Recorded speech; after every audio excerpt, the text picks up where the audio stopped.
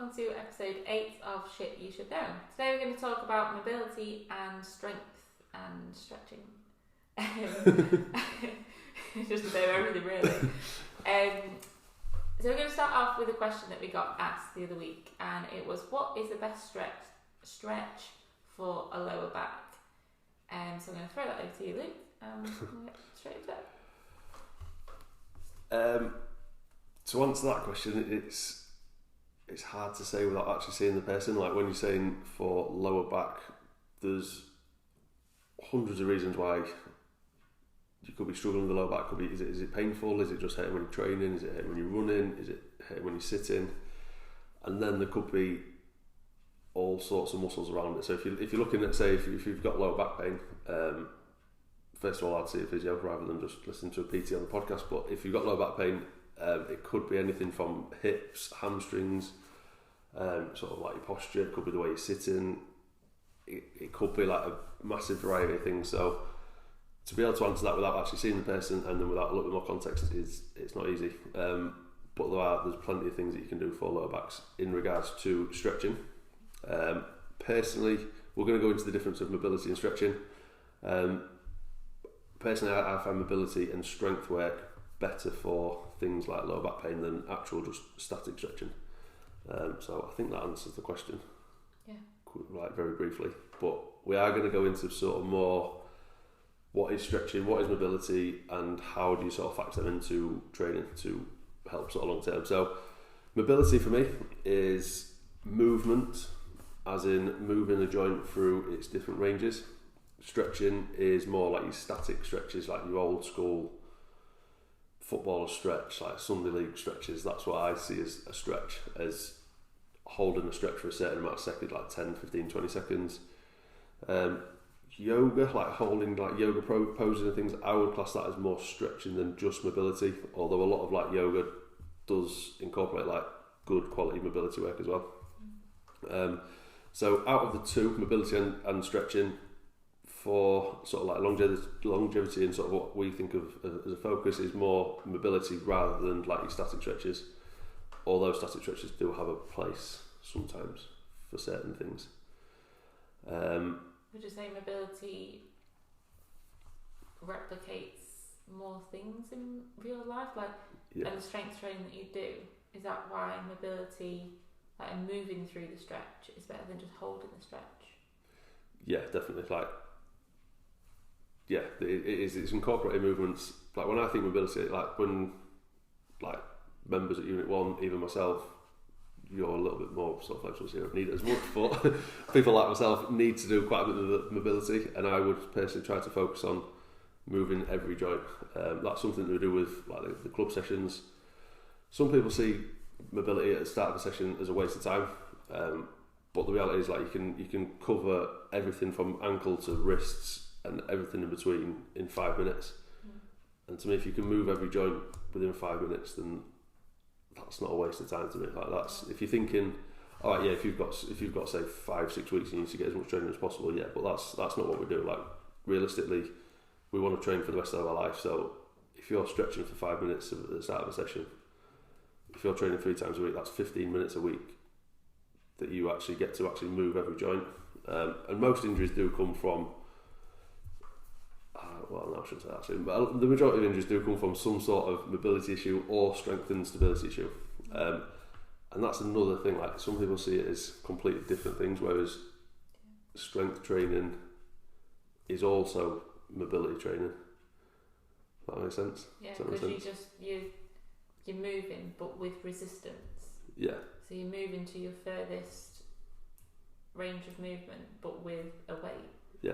So what you actually want to be able to do is move to a greater range of movement with a weight, because you're working the joint and muscles more than if you have tight hips and tight knees, you can't squat very deep. So the weight that you move and the progress you make is going to be rubbish. But if you can squat deeper, then your progress will be better. Yeah, definitely.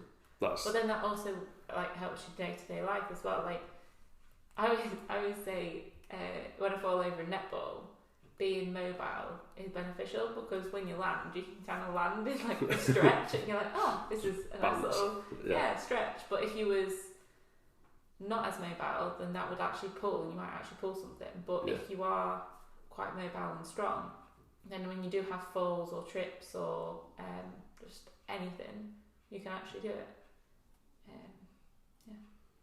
I think it definitely varies how much time should be spent on it, to person as well. Yeah.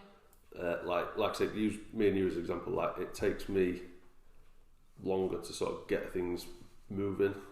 Don't want to mention age or anything, but like, just like generally, like, I never used to stretch. My mobility used to be terrible, so it takes me a little bit longer to get things moving. Whereas you can just sort of literally move 5 minutes at the start and you're good to go. Whereas if I go straight into a squat without any stretches, it's like, I feel like I'm going to struggle to get out the bottom of it. So it definitely depends person to person. And then obviously the more you do longer term, I think probably the less time you can spend on it, and the more time you can concentrate on making sure you're getting low into a squat and then starting to load that up as well. Yeah.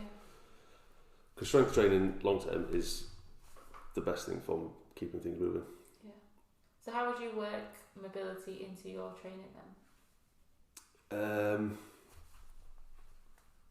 Aim to move everything through, like every joint through its full range to start with. But again, once you get into that can like be a 5-minute sequence. Yeah. So CS10 is something that obviously we're all familiar with. There's loads of different ways of doing it, but just spend 5 minutes moving everything through its full range. If I do that 5 minutes and there's something that I need to move a bit more, I'll spend a bit more time on that. If there's like some sort of priority work, then I'll say if I was doing a squat and I need to work my shoulders, in the rest periods I would add in some sort of shoulder mobility. And that's pretty much what we do with the club sessions as well, and PTs as well. It's just, that's what I think it's a lot of people maximising don't time. do on their own, do they? Yeah. They just stand there and scroll on the phone in the rest time. Yeah. It's like, well, actually, you could be working on your shoulder prep or something. That's it. The ones who are saying, I don't have time to stretch when I'm in the gym, are doing 10 reps on a bench press and then sat on the phone for 3 minutes, and it's like, you could have just stretched for 3 minutes there. Do that 3 times, you've done 9 minutes of mobility, and you do have time. So that's how I would personally do it. I would always start off the session, see how I feel. If I'm feeling good, like, I'll literally spend 5 minutes and then crack on. If I'm not, I might just spend more time, and that's sort of how I approach it with clients and members as well, to be honest, is always start with it, see how you're feeling, and go from there. Even on training, on days that we're not training, like some of the members will have priority work to do. I personally try to do some sort of a stretch. Obviously, I'm lucky that I work in a gym, I'm a PT, I can stretch with clients if I'm not training that day. So someone asked me today, how many times do you do the stretch mobility in a day? It's about 8 in a day. Which will be the most mobile person ever, but sadly I'm not. So yeah, trying to move everything as a daily thing would be a recommendation if possible. I know there's going to be PTs that say that it's a waste of time. I know a lot of PTs tell the clients it's a waste of time. It's mad, isn't it? Because there is research just to say that literally just moving every joint in the body, like you say, 5-10 minute sequence, like that has so many health benefits in itself. Like someone that has just been like, got up, sat down, had the breakfast, sat down in the car, sat down in an office all day, then come home and sit on the sofa. Like just for them to move every joint at the beginning or middle or the end of the day is so much beneficial, like so beneficial for them. And we've seen it with like say training clients for years.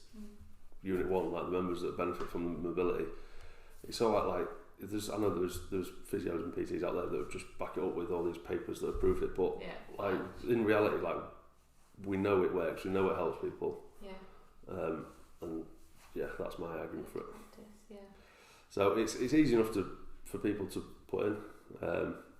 If you're listening to this, if you're not a member, if you're not familiar with CS10, shoot us a message. I'm happy to send you our mobility drill. It's not like a secret to Unit 1 or anything. It's open to anyone. So if you're struggling for ideas on mobility, you can either jump on our socials, there's plenty on there, or shoot us a message. I would say if you've got any I was going to say if you've got any injuries or any like we were saying before, like back pain, could we try any exercise? But we wouldn't actually want to do that because we want to screen you first and make sure. That's the thing. It's hard to do over social media. Like there's certain things that won't be detrimental, but we always say with injuries, we're not physios, so it's like we'll have a quick look at movement if there's like a quick fix for it, then possibly, but if not, we just pass them on to a physio. They'll send them back, and then we'll look at it from there. Yeah. Cool. Actually, a common question that we have is, should we stretch at the end of sessions? What are your thoughts on that one? Yes and no. So the actual benefits to stretching, as in we're talking going back to that static stretching, the benefits to it at the end of a session are minimal.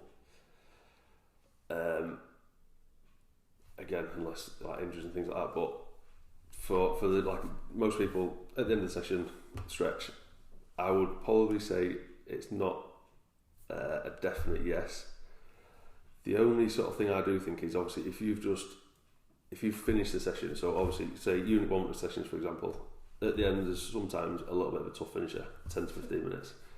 Sometimes, so most of the time. It's always very hard. So if you've just had 5 or 10 minutes of real intense exercise, and then just stand up and walk out of the gym, say if you're training first thing in the morning, like you're still a bit like you're training buzzing. So I personally like to use just some like real basic static stretching just to get the breath back down, get the breathing back under control, and let your sort of brain switch off from training back into life. Yeah. So we do use it at the end of the session, but I personally use it more for breathing, getting everything like you finish your training, switch off, now either go to work or whatever you're doing. So the actual benefits, like people like claim that it's ache as much the next day. There's nothing to say that it actually does anything really. But I personally just like to use it as a bit of a switch off and that's your training session done sort of thing. Yeah, exactly it. I like to use it as time just to talk to the client and be like, so how was the session? How did you feel? Yeah. What are the goals for the week? How are you going to achieve it? And it's just like that winding down time, like you say, rather than the actual, you'll ache less if you do this. Yeah, that's it. So, another one is like people going out running as well. That's probably one worth mentioning. Is a lot of people just go run, come back, stretch. If you're thinking of that, then I'd flip it around. I'd do your mobility work to start with. Go out, run. If you've got time, quick stretch again, just getting your breathing back under control, and then you're finished. But if it was one or the other, mobility at the start, main session, dips the stretch. Yeah. Like if it had to come to it. Yeah. I think that answers that one. Yeah. So we'll end it there. And if you have any other questions or anything, let us know. And thank you for listening. Thank you for listening.